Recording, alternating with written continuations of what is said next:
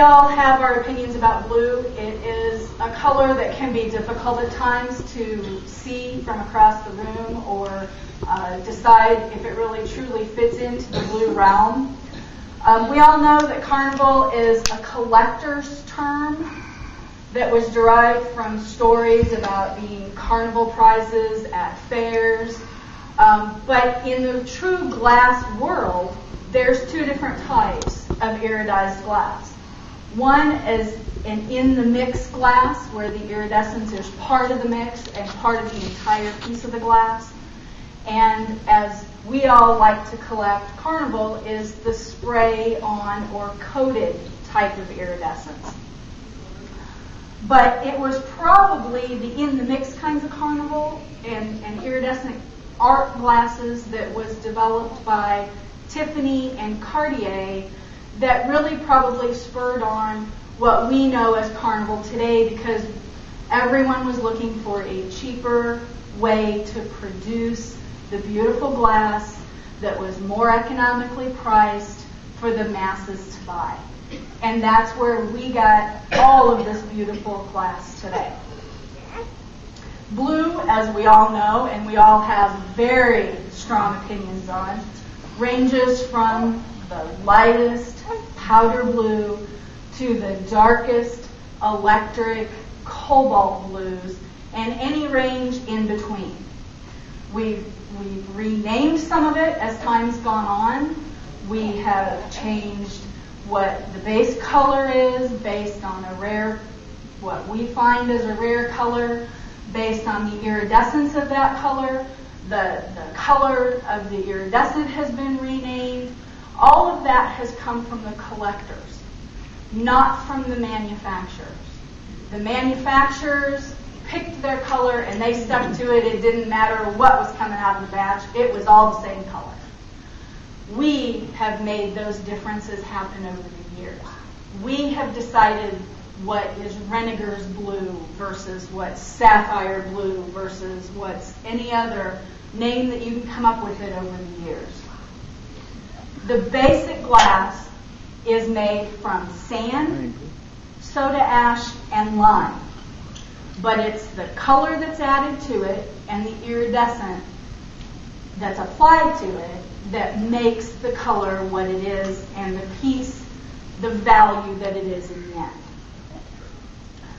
Basically, blue glass is made from two different things being added to the basic glass mixture, either copper oxide or cobalt oxide.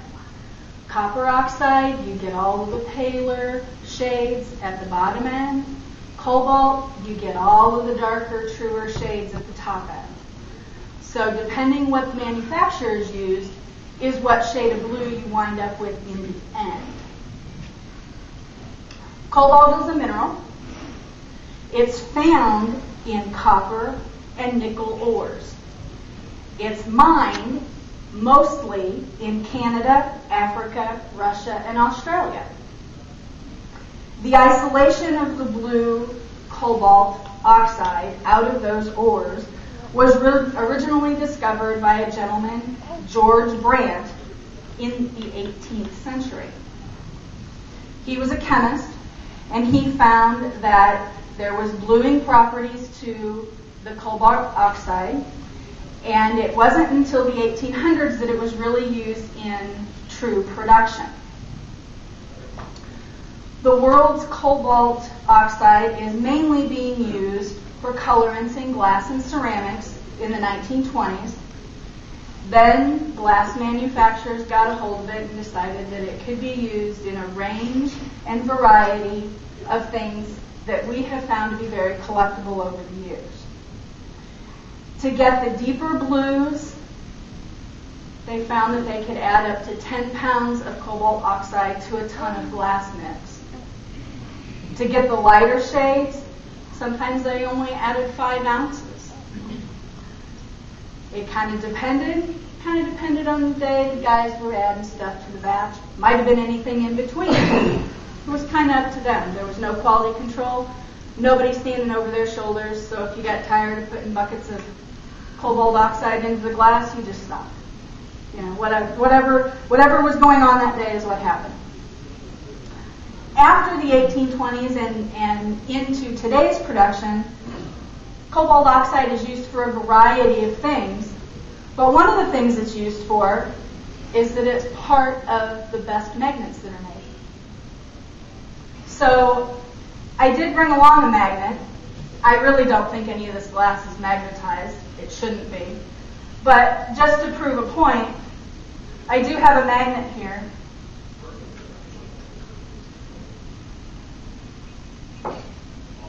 There's no magnetizing in the glass, but one of the components is used in making magnets. Another big industry that cobalt oxide is used in is the making of vitamin B12. How many of us take vitamin B12? You're all carrying a little bit of cobalt oxide in your system. So you're a little blue on the inside. With that, I'm going to turn it over to Roger and let him talk about some of the manufacturers.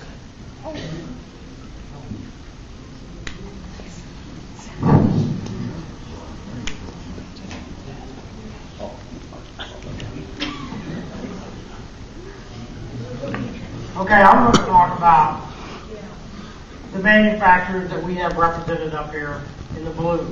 We're going to start over here with Dugan. Right here, the few Dugan polices we got, they did not make a whole lot of blue. They started in 1904. They produced blue but made the smallest amount of this color, and it's considered to be the scarce to find. Their shade of blue is what most of us consider to be true blue.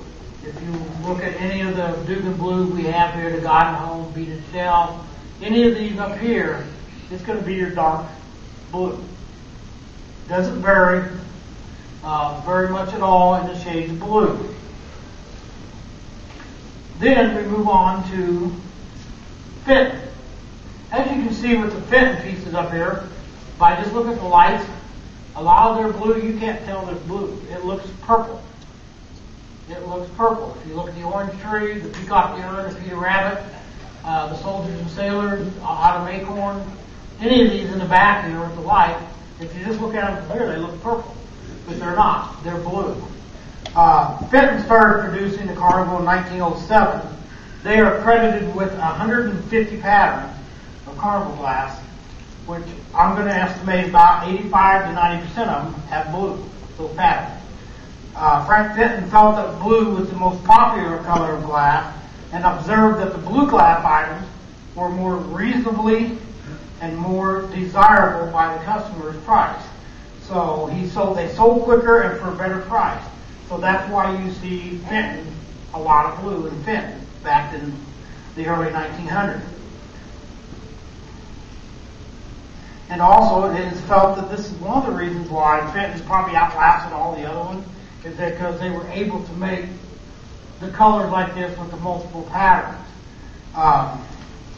Then we're going to go on to Imperial. Here's another company that did not make a lot of blue.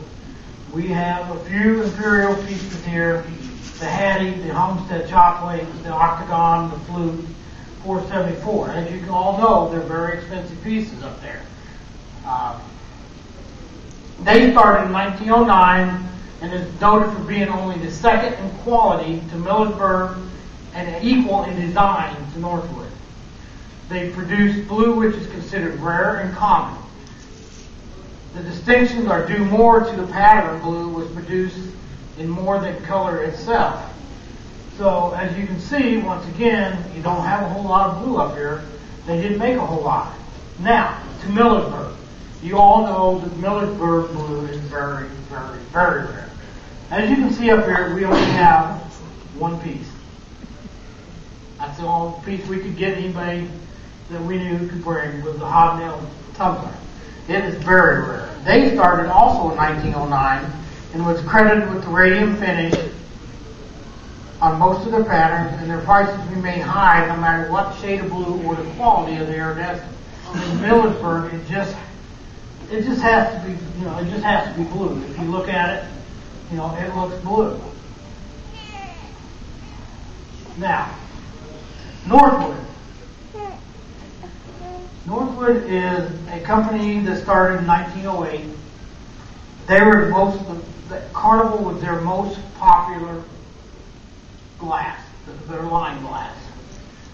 Northwood noted that during the spraying process, the temperature of the glass was surely a variable. Spray on the glass very hot for a matte iridescence and not so hot for a bright iridescence is what they did. Frank, now this is from Frank Fenton, this is a quote from him. He believes that bright iridescence is what collectors refer to as a radium finish. I don't know if that's true. Everybody, like Kathy said, with colors of blue, everybody has their own opinion. I know you've all been reading the WWW list lately with the opinions on the blue. So, Northwood also noted that a solution of chloride of how do you pronounce that? Anatomy could be sprayed on top of iron chloride to give the blues a very rich color. That's what you see in all of Northwood.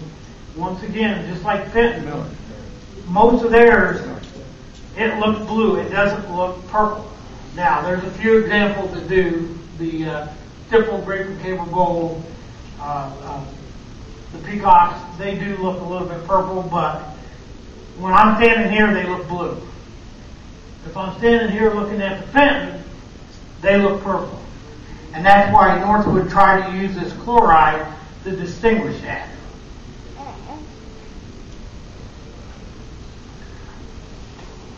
Now, I'm going to talk just a little bit about a few of the pieces. I'm not going to talk about all of them. But there's a story, a couple stories behind some of these. The Peacock and Fountain table set is my dad, as you can probably understand, with his peacock and grape and cable. Most of these are his. Supposedly, this table set was given as a wedding present back in 1912 and has stayed together since then as the original table set. No pieces have been varied or anything, but when he bought it out of the room at a convention, supposedly it's been together since it was made. Isn't that right, Dad? Yep.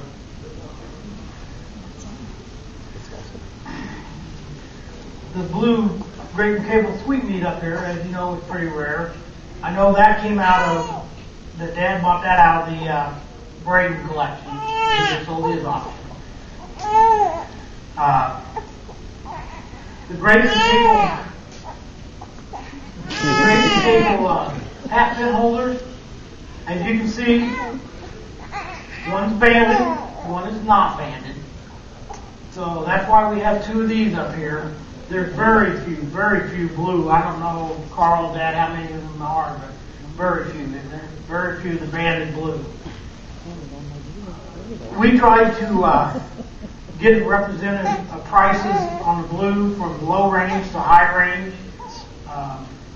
Some of these pieces, the stippled Singing Birds mug, I was able to purchase that last year from the Barton collection. I was able to get both the purple and blue stippled, which pretty much finished my Singing Bird collection mugs. So I was happy to get that one. It's kind of rare. There's not very many of them though. The peacock at the urn, little soft bowl, that was the first piece that Nathan was able to purchase. That was his first piece of Carnival Glass. So that's kind of a little important little piece here. What else we got?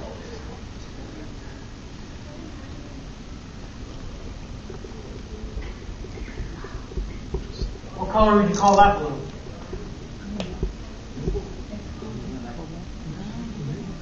It's kind of weird. I would call it. Is that cobalt? You can't see any of it. I would call cobalt, but that's my own opinion. Yeah. So.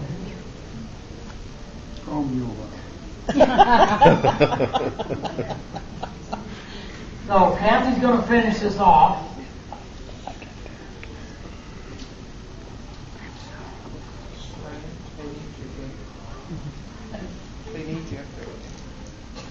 No, it's okay. Come on! As Roger said, when we were helping Bob and Sherry put this together, we were looking for all of the manufacturers, or the well-known manufacturers, but we were also looking for price ranges. We were looking for something that the beginning collector could look at and appreciate, as well as the experienced collector could appreciate the higher end pieces and see the differences of anything that fell in between. When Roger and I look for a piece to add to our collection, and several of these pieces are ours out of our own collection, price is always a big deal. We both still work 40 hours a week, and we still, have other commitments that we have to take care of. So price is always a big issue for us to look at. We certainly appreciate the high-end pieces, but we're not even close to that in our collecting careers. So we're still looking at some of the beautiful lower-end pieces and the mid-range pieces that fit well with what we can afford to do and still be part of a wonderful family of collectors. And with that, then we add color, iridescence, pattern, and all four of those things put together, we have been